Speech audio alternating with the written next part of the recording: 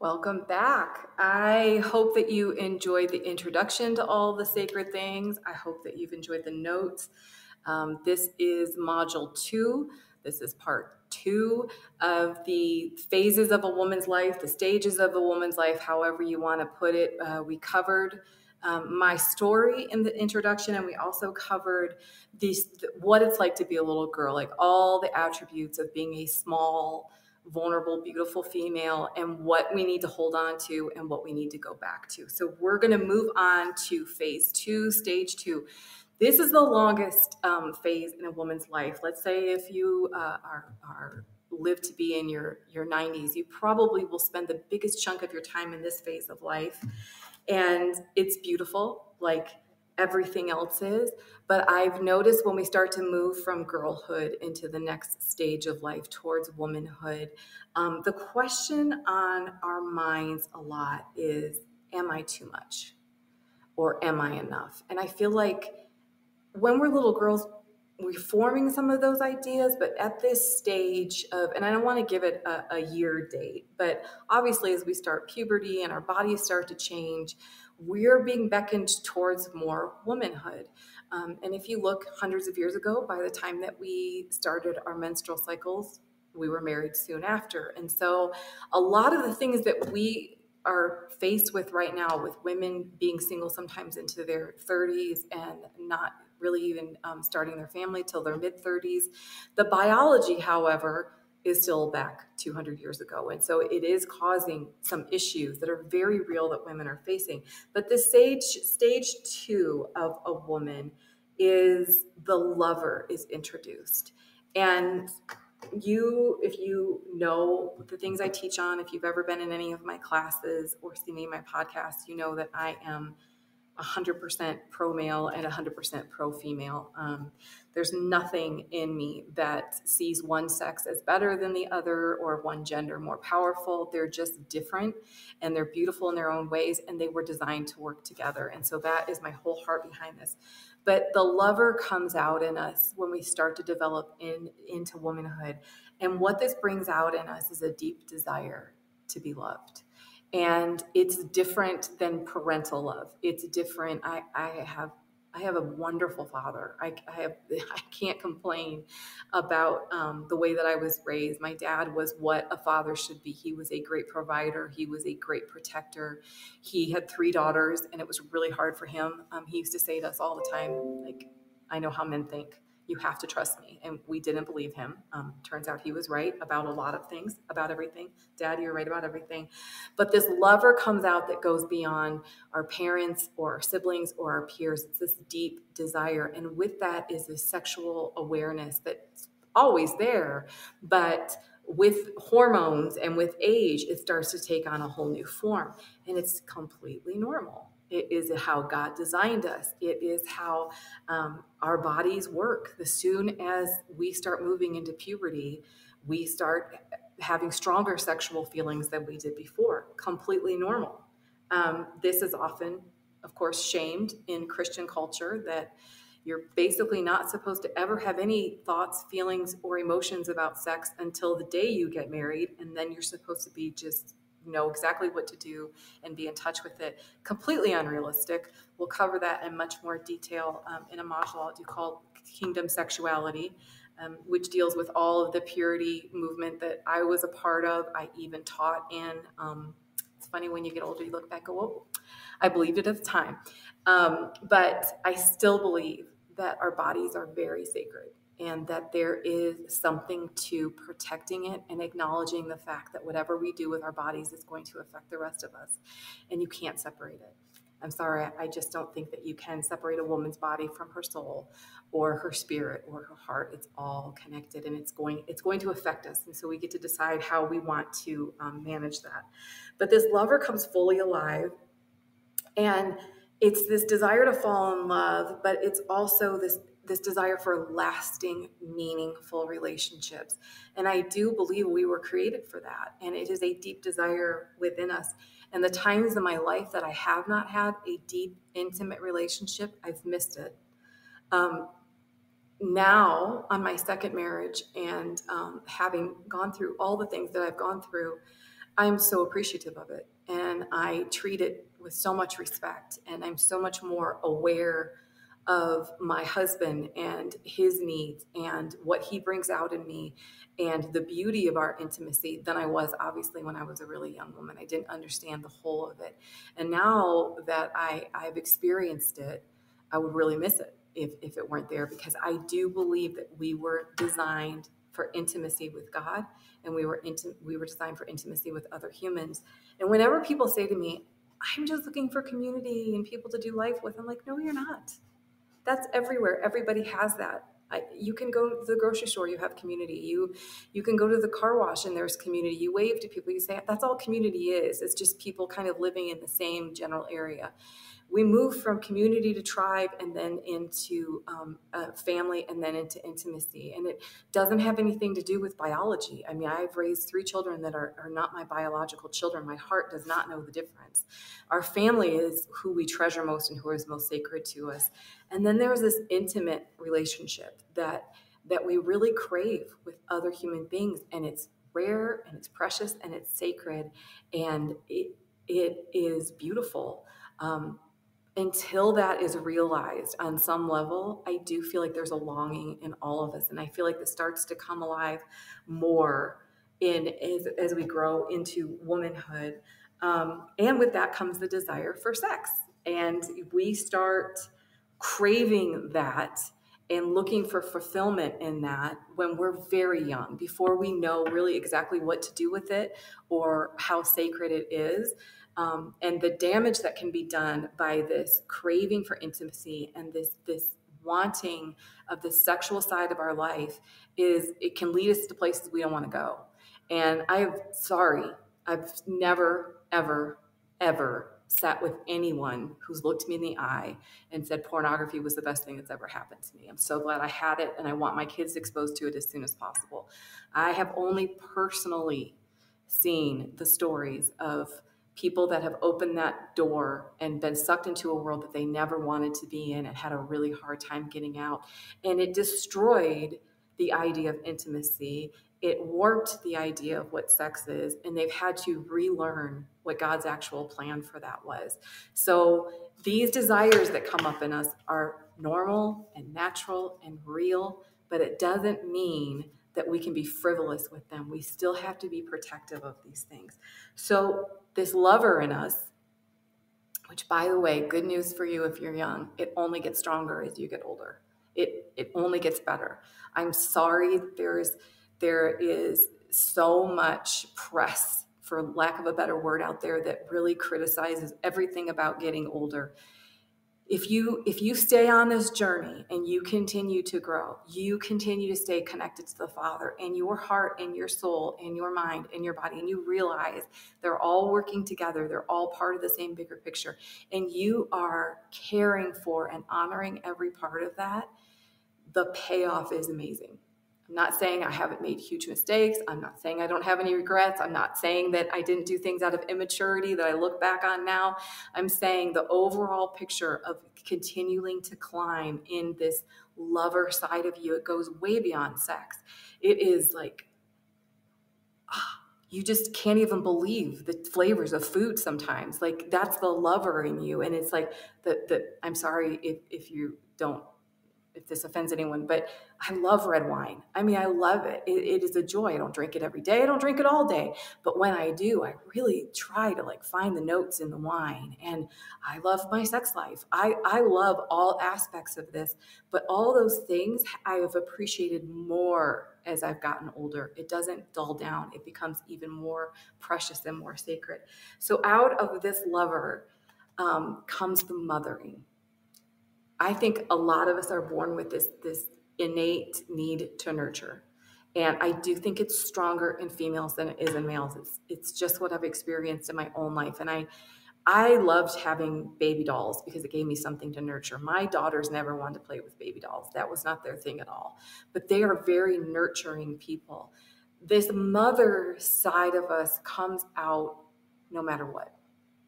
If you are in your 40s and you've never given birth to a child and maybe you don't want to, I guarantee you have some really well taken care of plants or a really loved cat or a really adored dog or a really spoiled husband. There is just a nurturing in us that's natural.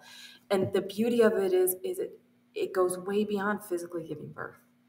There's something amazing about a baby growing inside of your body maintaining this life and then pushing this life out into the bigger world. And then you putting it to your breast and continuing to nurture and give life to this little tiny human that's so dependent on you. It's amazing. You realize like being a woman is a really amazing thing, but there's so many women that have no interest in that. And I'm meeting more of them than I ever have before that just say, I don't have any interest in giving birth. I don't have any interest in this. And that's okay. But I promise you, you are going to mother something. You are going to find something vulnerable, small, weak, that needs you specifically, and you are going to pour your life into it in a very nurturing, life-giving way. It's just who you are. It's what you were created to do. And this is a beautiful thing. It takes you deeper into womanhood because you are giving away something to someone else that can give absolutely nothing back to you. I don't care what you say. Your cat can't give anything back to you. Your cat doesn't care. And your newborn doesn't care. And your teenager really doesn't care. You are just there for them. You are a source of life for them. And that can make us martyrs, and that can make us bitter, or that can make us say, oh my God, this is really a miracle that I get to do this. And I loved having babies. I didn't love being pregnant. I didn't really know what to do with newborns, but I became a stepmom when I was 30 years old of a 2-year-old, a 6-year-old, and an 8-year-old. And that sprang me into womanhood more than anything else in my life. Because here were 3 little humans that had no biological tie to me. I didn't carry them in my body. I didn't breastfeed them. I didn't keep them alive when they were very small. Another woman did that. When they came into my life, I understood, like, the nurturing, mothering side goes so far beyond what we ever dreamed of. And they had no obligation to love me back. I always tell my 3 biological kids, like, you have to love me. I'm your mom. I gave you life. And they're like, you're right. We do have to love you. My sons don't. They really don't. And sometimes they probably don't really love me. That's okay. I realized at that time that I was created to love them. I was created to nurture them. I was created to give them life, and it didn't matter if they gave anything back to me. And that's what the spirit of a mothering is. Okay. Along with this comes the hunter warrior. And I love this because independence of femininity. Think of the warrior as a career-minded woman who cares about values, goals, and achievements in life. She wants to protect and fight for her own sense of identity and does so by using her skills. A mature hunter warrior may also reach out and try to protect and defend other women in the same situation. The hunter, protector, warrior, caregiver, mother, all is coming together in our womanhood. This is what I see is the justice that we demand for other women and ourselves. And I see it as activism of this person is vulnerable and we cannot let them be tread upon. This situation needs someone else to step in and bring life to. This is worth it. This is worth the fight. And this deep desire in women where we are so strong that when we go from girlhood, which is pretty much, hey, I just need to protect myself because I'm small and I'm vulnerable too, I'm supposed to protect the world. Like I don't know any true woman that could walk by a child that was hungry and not want to feed it, or a woman that was being beat and not want to throw her body in between whoever is beating her. Any vulnerable situation we can relate to because we were born vulnerable. And so our hearts automatically connect to that. And we are going to fight. And I love this because my daughter-in-law and my daughters, man, they are warriors. And sometimes other people might think it comes out as very angry or they're extreme feminists or whatever. I'm watching the whole picture of their life, and I know that there's justice in them that says this is not okay and I am not going to ignore it, and I'm going to speak up for people who can't speak for themselves. And I was so feisty at this stage of womanhood where I probably was offensive to other people. I'm sure I said immature things. If we had had Facebook back then, I would have had enemies everywhere because I was just ready to fight all the time because I couldn't stand the injustices that I was seeing around me. I couldn't stand that people were being beaten or people were in slavery or people that were hurting or people were hungry. It was just it went counterclockwise to everything I believed of what we were created to do. That needed to come out in me. As I've matured, I've learned to listen more and talk less. And I've learned to understand when a woman is in a stage where she is just lashing out, it is a place of protectionist and warrior. And as she hones it in, she'll actually have more power, because she'll have more influence, she'll have more people that want to listen, because she's not alienating an entire race or an entire culture or an entire gender with her feistiness and her warriorness and her sass. But she's saying, okay, wait a minute, we're all in this together. And how can what I have to say of value as a warrior and a protector and a caregiver and a nurturer actually change culture instead of just offending people? That's the difference. I'm still working on it. The things that I say alone with my husband, I would never put out there. He lets me kind of get it all out of my system, and then I say something a little more acceptable on social media. But I don't ever want to lose that side of me that's just ready to fight for injustices and for the vulnerable. Okay, so at this stage, we might start to question our instinct. This is very interesting to me because this is when we need our instinct the most. This is when we are the most out there. This is a stage of life where we're building, where we're growing, where we're changing, where we're moving into different seasons of womanhood, and we may become mothers, we may become wives, we may reach the pinnacle of our career at this stage of womanhood. And this is the stage where we need to listen to our instinct more than ever.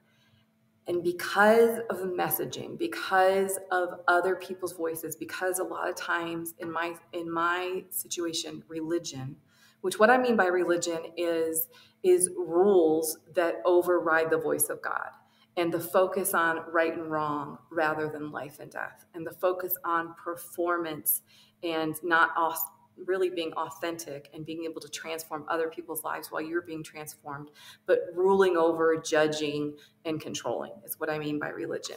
So this time of life, we need our instinct more than ever. And this is where we have to go to that still, quiet place, because your instinct is Holy Spirit speaking to you.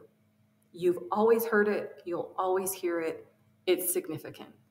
I have had seasons in my marriage where my husband has said, I'll come out warrior and say, we can't go there, we can't do this, and this person is not good. And we say, okay, I want to hear what you have to say, but is this fear speaking, or is this instinct that we both need to listen to? Because he knows that my instinct is strong, and he knows that I can save him maybe 10 years of misery by saying, listen, there's something way off here, babe. Like, this is not people that you want to partner with. I'm just telling you. He's still got to figure it out. I haven't really figured out nagging between really making a point. I'm working on it. But there's things I see, there's things I feel that he misses. Not because he's stupid, he's brilliant. Because he has a man brain, and he's often in one capacity or one compartment while I am seeing the whole all the time. It's a blessing and a curse, because we feel everything. Most women, when we walk in a room, like, we know what other people are feeling. We sometimes get distracted. I was having a drink with my oldest daughter the other day, and there was a little boy off to the side, and I could not tell if his dad had just pulled him aside because he was misbehaving, or if there was something really off there. And I couldn't concentrate until I knew this kid was okay.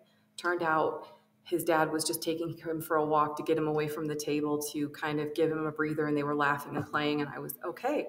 But I couldn't not see it, and I could not think about it. At the same time, the waitress next to us was being berated a little bit, and I missed it because I was thinking of this little boy over here. We were just supposed to have a little martini, enjoy ourselves, but I lost Alexis in that moment because she has been a server and she was so aware of what that server was going through and feeling all of it. She couldn't concentrate. Our instinct was telling us, like, not only am I aware of the situation, but God, what are you asking me to do in it? Are you asking me to intervene? Are you asking me to say a prayer? Are you asking me to bring some encouragement? Are you asking me to throw my body across this other person to protect them? We'll do it. We're willing to do it. But we're just aware of these things all of the time. It can be exhausting, but it's also a gift. And as you grow deeper into womanhood, you start to slow down a little bit, but you don't give up your instinct. You never want to ignore what that voice is saying to you. But as you mature, you realize that what's being said to you necessarily doesn't need to be said to the group, or necessarily need to be told to everyone, or told or shared, or even that you're supposed to do anything about it. God's just making you aware of it. But it's so important. And you guys all know what I'm talking about. You know that feeling when you walk in a building and you're like, oh, something's off here. I don't know if I want to be in this building, or what am I supposed to be aware of? Or certain people that we have good instincts really when it comes to men, and when it comes to times that we have predators and we're the prey, and we can feel that. And something somewhere along that tells us, ignore that. Just be nice. Just be good. And I've always really kind of tried to focus on, with the younger girls in my midst and myself, is there was generations of women that were told, be good. Be good. Keep things even. Things keep steady. Just absorb it. Just don't say anything. Don't ruffle feathers. And there's women that I've known that have gone on and died, and they were good. They were good women. But it always bothered me that I saw something great in them and they never stepped out in it. And I know a lot of it had to do with tradition, and a lot of it had to do with the time of earth that they were on. And I don't judge them for it, but it kind of made me sad. And it's made me not want to just be good. It makes me want to be great in the way that I want to have an influence and impact on other people in a positive way. And if I'm just trying to be nice all the time, and I'm just trying to keep things steady, I'm not being honest. My instinct will tell me when things are off. Your instinct will also tell you when things are amazing. When I met my husband, everyone told me, except for my dearest friend, like, this is not a good idea. This is chaos and your life is good. My instinct, however, said, I'm doing this. Not out of rebellion, not out of, I'll show you. Whatever it costs, it's going to cost me. It's not going to cost someone else. But I want this. This is a good thing, ultimately, that I want for my life, even though it's going to cost me. Same thing when my first husband died and I wanted to move to Colorado from outside Detroit. Didn't know anybody in Colorado, didn't have a job yet. I didn't know what it was going to look like. I had this strong instinct that there was healing for us here. There was a new life for us here. There was something good for us here. Fear could have stopped that. Listening to other voices could have stopped that. I couldn't get any grief counselors to back me up on making this decision, because everyone says, don't make a big decision like this in the first year after you have a major loss. It's great advice. It didn't apply to me in the situation because my instinct and my connection with God told me something different, and it was absolutely the right thing to do. Okay, so the price for not ruling our emotion comes at a higher cost as we come into womanhood. You can throw a fit when you're a little girl and people will laugh, people will ignore it, people will walk over you while you're throwing a tantrum in the middle of Target. It's not acceptable to do anymore, and we are a little more responsible. And we realize, if I lash out in my emotions, I lose credibility with people, and I am trying to build credibility.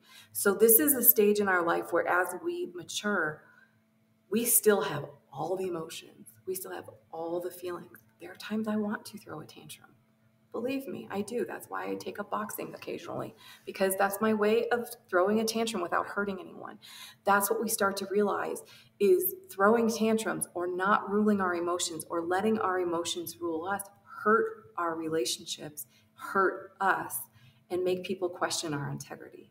If that isn't what you want for your life, you're going to have to take a deep breath and say, I'm feeling all of this right now. How can I express that in a way that people can hear my voice? Maybe there's nothing wrong with what I'm feeling, but how can I do it? I've learned through the grief process, there's very few people I can just blatantly weep in front of because it freaks people out. So I tend to do that by myself, hysterically cry by myself. I will not stop myself from hysterically crying. I often will go on a run and just sob. I'm hoping I won't run into anybody on the trail, but I don't do that in front of a group of 40 people that I just met. It's too sacred and it's too precious and it has to be protected. So we start ruling our emotions, and then the side of us that's wild, we feel like we got to tame it a little bit. This can be really good and this can be not so good, because the wild in us and the adventure in us is what makes life interesting and makes it exciting. However, like I told in the first module, we can't just jump blindly at this point without thinking of the consequences, because they usually at this point in our life go much deeper and further than just us. If I am a single woman living for myself with no responsibility to any other person, which if you're a single person doesn't mean you don't have responsibility to other people. I've always had a great deal of responsibility wherever I've lived and whatever I've done and whoever I've worked for. I have to think through all the things that I say, all the things that I do, and how it's going to affect other people. This is a good thing in the way that I have to step back for a minute and really think. And this is where you start to realize that you are listening more and talking less as you mature, because you're not just blurting out everything that you would have said when you were 2 or when you were 6, because you realize it hurts people. And that in return also hurts you. Okay, and so sometimes our walls go up, and we mute the voice of our creator and we turn up the voices of everyone else. If we are looking to social media to find our identity, we are going to be lost all the time. If we are looking to celebrities to tell us how we're supposed to live, how we're supposed to look, and what our relationships should be like, we are doomed. There's only one place that we can find this. There's only one place, the place that we belong, next to the Father, the one who created us, the one who designed our hearts, the one who designed our noses, our hair, our hips, everything about us. He didn't make any mistakes. He knew what we were going to need physically, emotionally, spiritually, in our hearts, in our souls, in order for us to be what we were created to be and to fulfill our purpose on the earth. That's the only place we can look for. And a mature woman will look to that first. We get sidetracked sometimes, and sometimes we forget. But this is what the study is about bringing us back to this place. Okay, so if we stay stuck in this season, we have to be careful that we're not overgiving, that we're not self-sacrificing to the point where we become martyrs, where we are going to live so intensely. I did this for a few years for everybody else, and to make everybody else great, I'm going to completely ignore the fact that I'm a human being with a body, with a soul, with a sex drive, with everything. I have tended to, in my life, put my head down and only be able to do this one thing. If I'm mothering 6 children and being a wife, that's all I can do. Anytime I tried to do more of that, it was disaster. In that, I also put aside my social life. I put aside some of my friendships. I felt like everything was taking from me and I didn't have anything left to give. Looking back, had I lived with a little more balance, I don't know if I would have gotten as sick as I did. If I would have taken time and let the house be dirty for a minute or a day or a week and just had lunch with a girlfriend who I could laugh with. If I just would have rested for the one weekend where the kids all went camping with their dad and I was home alone, instead of repainting the entire house and reorganizing everything because nobody was around, I probably would not have struggled with my health the way that I did. But I went overboard into the self-sacrifice, also codependency and controlling. We can experience a loss of healthy self while we're nurturing loved ones or whatever one is in front of us. We can take care of our home and at the same time make space for, this is my area and this is my spot. We live in a very tiny place right now. We're looking for a house, not looking real good with the market.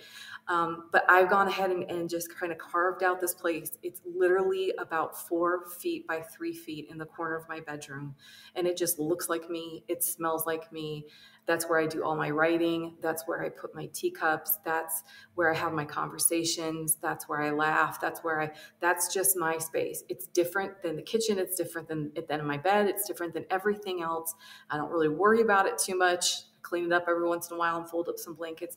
But I've learned in my womanhood that if I don't have a space that's specifically for me to just be myself in. And let me tell you, it's a $40 chair from Goodwill. So it doesn't have to be expensive, but it's just something separate than everything else. And I remember to take those quiet moments in the morning and those quiet moments in the evening, whenever I can get them to reconnect with God, it changes everything in my life. Okay, so we get to practice our health in this area. We get to really understand how brilliant it is to age in this area. We get to understand how little control we have of things. This is something I tell everybody. I know it's a very simple concept, but if you really wake up every morning and you're completely overwhelmed, like I was for a good part of 20 years, I started asking myself 2 things. First of all, what is mine to do? And it was always amazing to me when I asked God that question and he would give me his list. It had like 1 or 2 things on it, like love me and be kind to other people and take care of yourself. My list looked completely different, which is why I was overwhelmed. I thought I had to do all these different things all the time and be all these things to all people. I never could just like order a pizza for some reason. I don't know why. I always had to make like a 5-course meal and deep clean the house. That made me not want to have dinner parties very much because it was exhausting because I made such a big deal about it. And I always admire these women who I went over their houses and they were just so chill. And I thought, I never judge them. I always think, wow, it's so nice to be here. It's so comfortable to be here. And she's not sweating and she's not freaking out and she's actually enjoying her company. And I thought, maybe no one's judging me either. Maybe my expectations are expectations I put on myself and not expectations that I'm actually supposed to rise up to because they're not realistic. At this stage, we can really grow in our sexuality or we can become very dysfunctional in it. And I think that is a whole nother module that we will go into, but this is a part of womanhood where if you are in a healthy, life-giving relationship, this part of your life will grow. But sometimes we ignore all the other parts and we only focus on one. I know some people, and we are doing a podcast on this with a young woman that's walked through it, but I know people that have gotten sober, meaning they don't use any drugs or they don't use any alcohol or any prescription drugs, and they're clean from all of that, which is great. It was bringing a lot of destruction into their life. But now they're like obsessed with something else. Like they work out 6 hours a day and they measure all their food and when I look at some of these situations where they become obsessed, just like not passionate, not on fire, but just obsessed with something else. And I think they gave up an addiction, but they've replaced it with another addiction. And that's not a place of true healing. That's a place of just exchanging. And I think this is the season in our life and womanhood where we get to decide, like, where do I actually want to be transformed? Versus where am I just replacing one addiction with the other or one obsession with another or a part of my life that I'm just not happy with and I just switch it over into something else and ignore that part of it. We get to analyze these things and really go to a deep place. So this is bringing us all into the next season that we'll go into in the next module. My advice, again, for all of these things is connection with God. Because if you hear his voice first, the one who created, the one who designed you, what he has for you, if you start your morning with the question, what is mine to do? Not what is the whole world's to do? What do I need to do in a lifetime? But what is mine to do today? And ask him that and let him fill it in. And the second question always I ask myself is, what do I have control of? And what do I have absolutely no control of? Because there's things now. I have adult children and I have grandchildren, and I have son-in-laws and daughter-in-laws, and our family has just continued to grow. And I could stay up all night in angst or worry about different situations that are happening in our family, or knowing what my kids are going through in their 20s and the exhaustion that they're in, the traveling that they're doing for their careers, the families that they're building. I could never sleep again worrying about those things and asking the Lord, like, what is mine to do and what do I have control over? I have control. I can pray for them, but I also can release them because this is part of their journey. And this idea of making everything perfect for everyone else, it didn't work for me. It didn't work for you. It's not going to work for your kids or your grandkids or your husband, your best friend, whoever. You have to ask, what is yours to do? And what are you supposed to be working on? And what do you need to let go? It's a beautiful season. So we'll end here and we'll pick up in the next module of Becoming a Queen.